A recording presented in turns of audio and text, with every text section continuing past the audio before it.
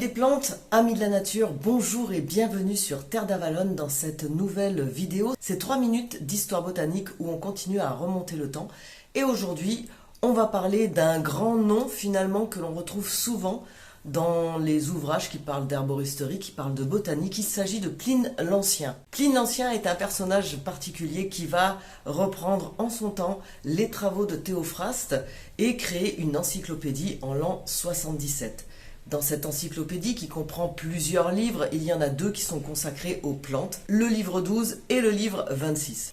Il faut savoir que Pline l'Ancien n'est ni un scientifique ni un philosophe, contrairement à Théophraste, qui lui a instauré la botanique comme une science. À l'époque de Pline, cette science est remise en cause et la botanique disparaît en tant que telle. S'il prend Théophraste pour exemple, il n'en a pas les talents et la botanique lui échappe complètement.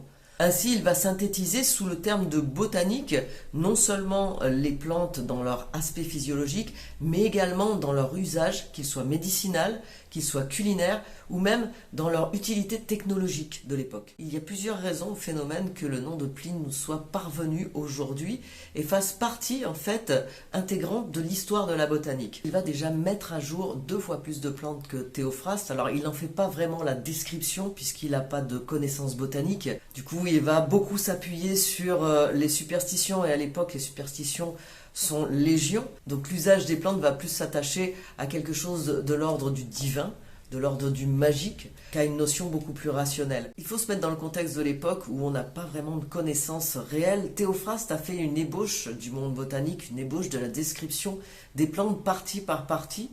Ce n'est pas repris par Dioscoride ni Pline, qui vont en faire une description globale. Mais le cumul de leur ouvrage va permettre de faire évoluer l'art médical à l'époque. En Europe, cet art médical, passant par les plantes, cet art médicinal, reste quand même dans le domaine de la transmission orale. Néanmoins, malgré toutes ces approximations, malgré ces références aux superstitions, les œuvres de Pline l'Ancien et de Dioscoride vont être uniques en leur genre et vont faire référence pendant les 15 siècles qui vont suivre. Voilà les amis, pour ces 3 minutes d'histoire botanique sur Pline l'Ancien, on a un peu débordé sur Dioscoride. C'est tout un raccourci pour vous parler de ces grands personnages qui ont œuvré pour que le monde végétal nous soit connu. Je vous laisse, je vous dis à très bientôt dans une prochaine vidéo, dans 3 prochaines minutes d'histoire botanique où nous partirons sur un autre continent.